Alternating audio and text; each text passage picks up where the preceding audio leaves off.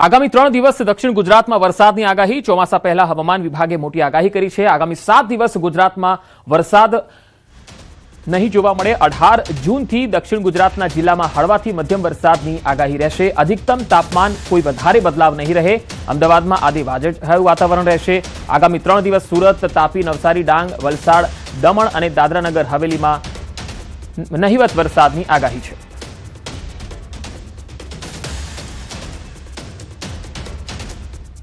इसमें गुजरात रीजन में मेनली जो साउदर्न डिस्ट्रिक्ट है इसमें इक्का दुक्का स्थान में हल्का से मध्यम बरसात का संभावना रहेगा। सूरत, नवसारी, वलसाड, दमन, तापी से लेकर जो डिस्ट्रिक्ट्स आगे है उसमें संभावना रहेगा और ये पूरा हफ्ता के लिए ये वार्निंग रहेगा। और सौराष्ट्र कच्छ के लिए अगले 3 दिन मौसम आमतौर पर शुष्क रहने का पूर्वानुमान दिया गया है।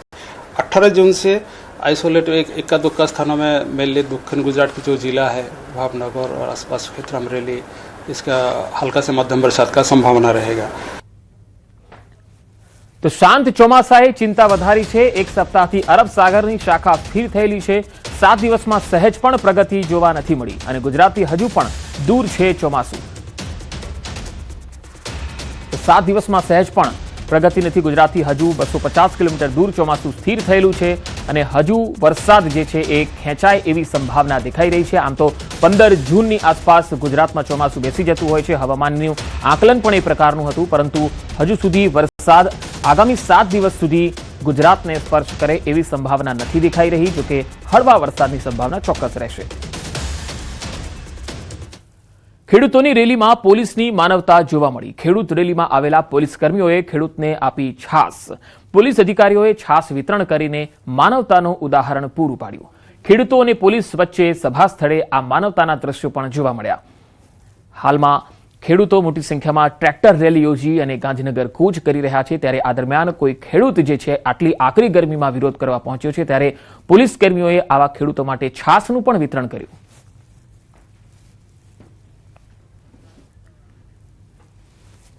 પોલીસે ખેડૂતો માટે છાસનું વિતરણ કર્યું। આ તસવીરો તમે જોઈ શકો છો।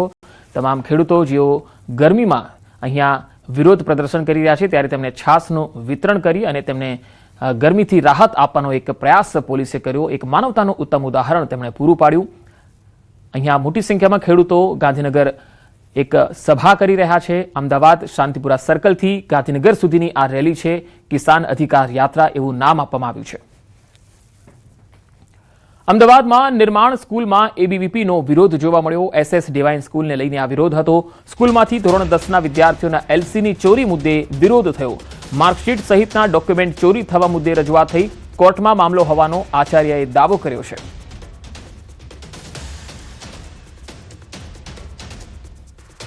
આજે અખિલ ભારતીય વિદ્યાર્થી સહિત અહીંયા આવેદનપત્ર આપીને વિરોધ નોંધાવે છે। શું માંગ છે આપણી માંગ એ છે કે અખિલ ભારતીય વિદ્યાર્થી પરિષદ સ્પષ્ટ ધોરણે માંગ કરે છે કે આ જે એલસી અને જે જરૂરી ડોક્યુમેન્ટ છે વિદ્યાર્થીઓના ડોક્યુમેન્ટ તરત ધોરણે ફરિત કરવામાં આવે। જો થતું હોય તો જિલ્લા શિક્ષણ અધિકારીને પણ એબીપી રજૂઆત કરશે અને ડુપ્લિકેટ માર્કશીટ હાલ આ મેટર કોર્ટની અંદર ચાલુ છે। એબીપી જે પણ વિદ્યાર્થીઓનું પરિષદનું જે આંદોલન હતું, એસએસ ડિવાઇન હાઈસ્કૂલ જે અમારા ટોટલી શાશ્વતભાઈ કાપડિયા સાહેબ આખું એનું સંચાલન કરતા હતા અને જે પણ કંઈ મેટર છે એ દરેક અરજી સાથેની જે પણ કંઈ બાબતો છે બધી કોર્ટમાં અમે જમા આપી દીધી છે। જ્યારે કોર્ટ એનો ચુકાદો આપે અને જે નિર્ણય આપે બધાને માન્ય રહેશે। સાળંગપુર કોપીરાઇટ મામલે સ્પષ્ટતા। શ્રી કષ્ટભંજન દેવ હનુમાનજી મંદિરની સ્પષ્ટતા। કોપીરાઇટ કિંગ ઓફ સાળંગપુરની મૂર્તિની સુરક્ષા માટે છે। હનુમાનજી તો સૌના છે એવું મંદિર તરફથી કહેવાયું છે। છેલ્લા કેટલાક સમયથી એવી ચર્ચા ચાલી રહી છે કે સાળંગપુર શ્રી કષ્ટભંજન દેવ હનુમાનજી મંદિરે હનુમાનજીના કોપીરાઇટ્સ કરાવી લીધા છે અને હવે કોઈ ભક્ત સંસ્થાની મંજૂરી વગર નવું મંદિર કે હનુમાનજીનું નામ રાખી શકશે નહીં। તો મંદિરે આ બાબતને ખોટી ગણાવી।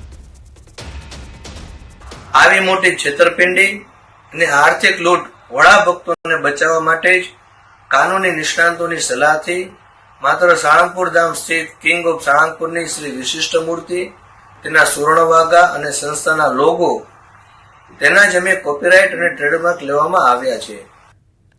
ગીર સોમનાથના પાંડેરી ગામે શાળાના વિવાદ અંગે ગ્રામજનો દ્વારા અનોખો વિરોધ નોંધાવવામાં આવ્યો। ગામના તમામ વાલીઓએ બાળકોને શાળાએ ન મોકલવાનો નિર્ણય લીધો। શાળાના પ્રિન્સિપાલની મનમાની અને અયોગ્ય કામગીરીના કારણે શિક્ષણનું સ્તર કથળ્યાનો ગામજનોનો આરોપ છે। તેમજ એસએમસીની બેઠક પણ નિયમિત રીતે બોલાવવામાં આવતી ન હોવાનો પણ આક્ષેપ થયો. સ્થાનિકોના જણાવ્યા મુજબ છેલ્લા કેટલાક વર્ષોથી વિદ્યાર્થીઓની સંખ્યા પણ સતત ઘટી રહી છે. પ્રિન્સિપાલની બદલી નહીં થાય ત્યાં સુધી શાળાનો બહિષ્કાર ચાલુ રાખવામાં આવશે એવી ચીમકી અપાઈ. ઘટના બાદ શિક્ષણ તંત્ર દોડતું થયું છે. એક પણ કાર્ય જે પ્રિન્સિપાલ તરીકે એને કરવાનું હોય તે કર્યું નથી. શિક્ષણ બાબતે એને બહુ ઢીલાસ રાખી છે. બાળક માની લો કે 10 દિવસ શાળાએ ન આવે છતાં તે વાલીને જાણ નથી કરતા. ઘણા બાળકો તો એવા છે ચાલુ નિશાળે વહી જાય એ લોકો તે પણ ધ્યાન નથી દેતા.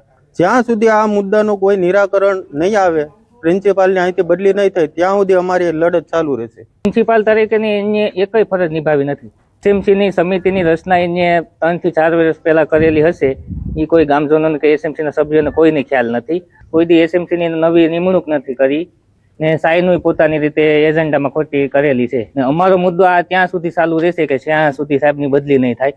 ગામના વાલીઓને મારો વિરોધ છે એટલે એ લોકો બહિષ્કાર કરે છે. જ્યારે એજન્ડા અમારે નિભાવવાનો સમય હોય ત્યારે એસએમસીના સભ્યો છે એ હાજર હોતા નથી.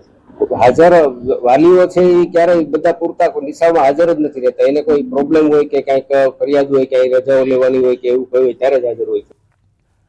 ભુજમાં ભોજન બાદ 30 થી વધુ બાળકોને ફૂડ પોઈઝનિંગ થયું. માધાપરમાં બાળકોને ફૂડ પોઈઝનિંગની અસર જોવા મળી. 3 થી 13 વર્ષના બાળકોને હોસ્પિટલમાં ખસેડાયા. દાળ ભાત, સેવ બુંદી અને છાશ આરોગ્યા બાદ બાળકોને ઉલટી શરૂ થઈ. છાશના કારણે તબિયત બગડી હોવાનું અનુમાન છે. આરોગ્ય વિભાગ દ્વારા અસરગ્રસ્ત વિસ્તારમાં ડોર ટુ ડોર સર્વે હાથ ધરાયો છે.